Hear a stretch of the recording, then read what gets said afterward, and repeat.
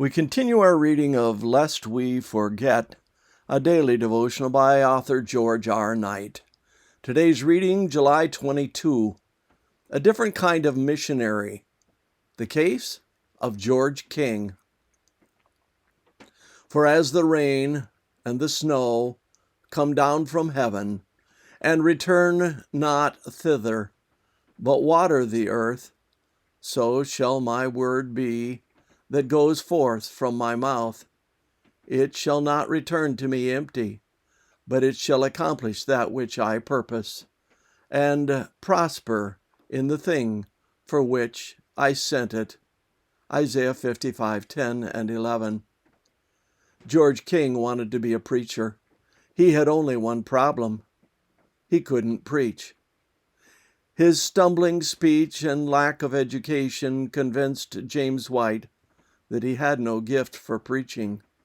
But Ellen White, with her mother's heart, convinced Richard Godsmark, a farmer near Battle Creek, to take him in for the winter so that he could have a trial run in the spring. With Godsmark's encouragement, young King spent his spare time preaching to the empty chairs in the parlor. Then came the time for the trial sermon in public. Disaster is the only word for the experience. At that point, Godsmark suggested to King that he preach in a different sort of way, by selling books door to door. As a result, he began peddling small books and subscriptions to Signs of the Times. His first week, with sales totaling 62 cents, wasn't exactly a shining success, but King liked the work. On the other hand, the colporteur, who wanted to preach, desired to see the entire three angels' messages placed before the people. Thus, in the fall of 1880, he convinced the managers of the Adventist publishing house in Battle Creek to bind Uriah Smith's books on Daniel and Revelation in one volume so that he could sell them. If such a volume included dramatic illustrations of the beast and of the other symbols that it treated, he was sure he could easily market the book.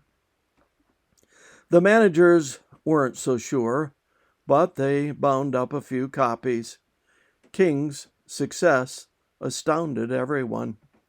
The next year, the publishing house put out a handsomely illustrated new edition of Daniel and the Revelation.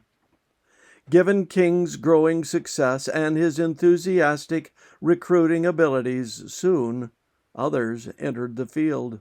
And with that, a new Adventist career came into being. Colporteuring became one more way that God's last-day message began to reach people around the world. They bought the books, read them, and joined the church.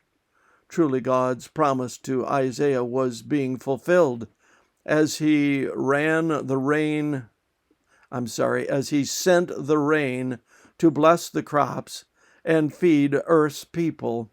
So the printed word went out and converted the minds and hearts of people around the world.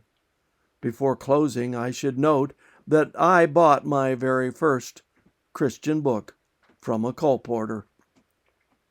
The moral of the George King story? Just because we can't preach doesn't mean that God can't use all of us. And this concludes our reading today of Lest We Forget.